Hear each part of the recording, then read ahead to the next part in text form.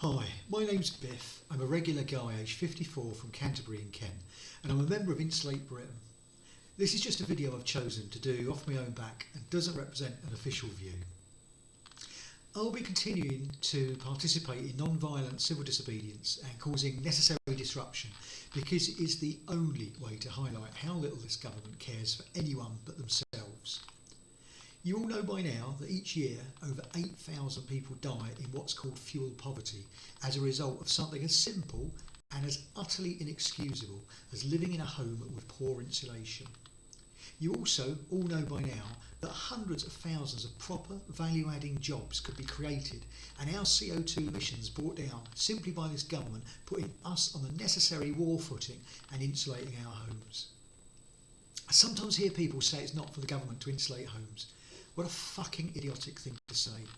We're not talking about a bit of rock wool in the loft. We have the leakiest homes in Europe. Heat escapes from gaps, from windows and from walls, as well as through the roof. Our domestic boilers churn out twice as much CO2 as all our power stations put together. And yet we know a properly insulated house costs next to nothing to keep warm. Imagine that. Pretty much zero fuel bills. Sounds good to me.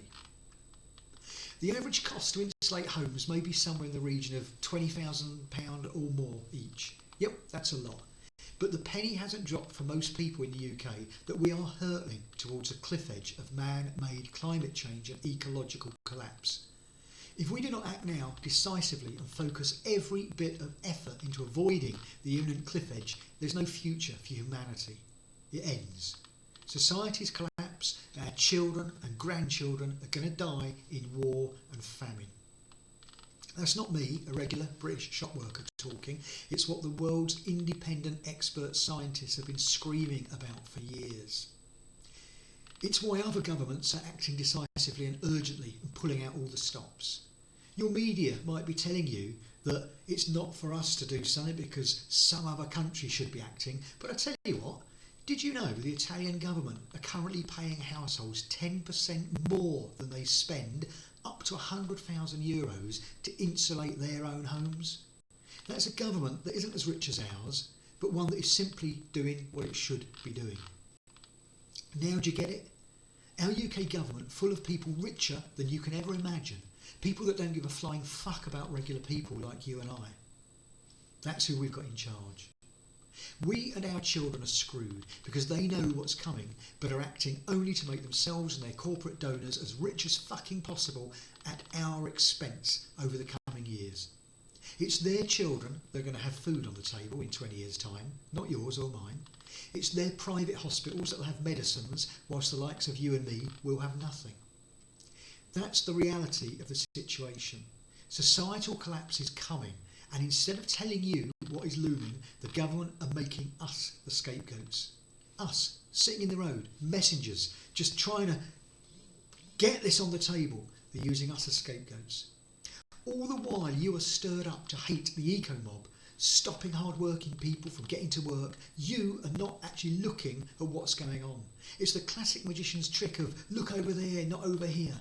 You watching this, you, a member of the British public, just like me, someone who works, pays taxes, has a family, goes down the pub, are all being blinkered by the media shitstorm. Why do you think I'm breaking court injunctions to sit in a road? Potentially losing my job, a job that I love. Likely losing the home that I love after being hit with an unlimited fine. I'm certainly going to be sent to prison. I'll tell you why. It's simply because I happen to have read what the experts have published and I can't sit here in my comfortable suburban house knowing that I and my fellow citizens are being led over a cliff edge of collapse that will lead to war and starvation by a bunch of self-serving, rich, greedy psychopaths. I'm not cleverer than others, I just happen to have looked at what the United Nations have published, at what British scientists have published. I'm no different to the people that are dragging me out the street. In the months or years, some of those people spitting at me and screaming in my face will themselves read some of the science reports, just like I did, and they'll have their own shit, we're fucked, why aren't the government acting sort of moment.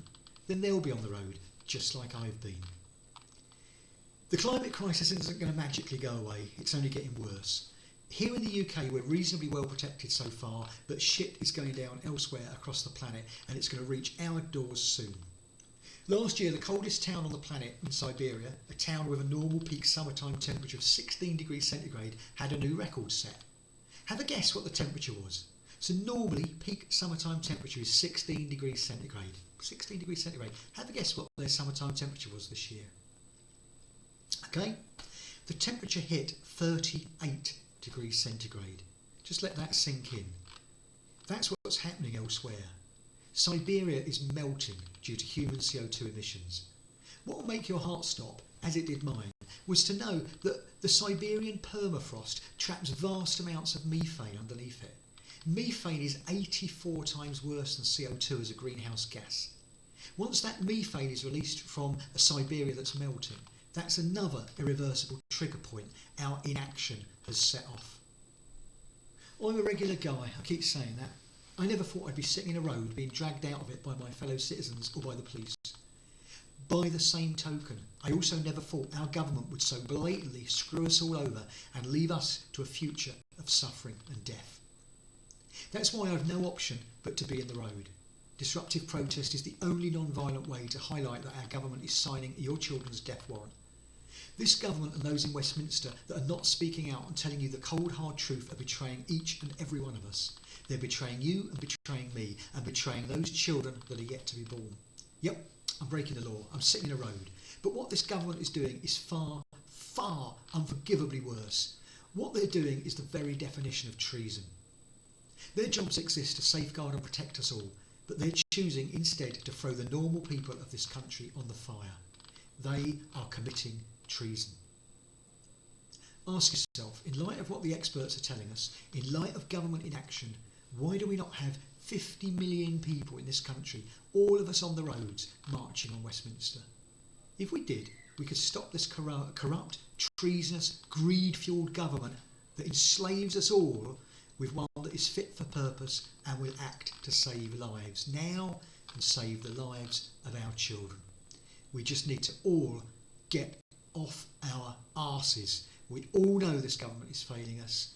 We just need to all get off our arses and make a change, make a difference. Thank you.